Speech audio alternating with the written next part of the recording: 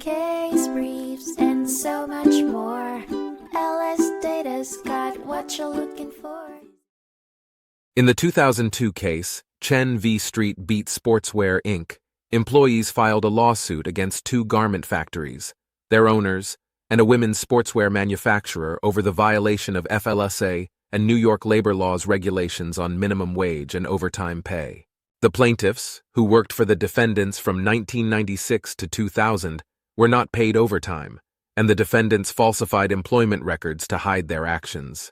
The defendants argued that the negligence claims were barred by the New York workers' compensation law and that the plaintiffs were not the intended beneficiaries of a contract between Street Beat and the Department of Labor, DOL. However, the court denied the motion to dismiss these claims, allowing the case to proceed against the manufacturers for negligent hiring and supervision.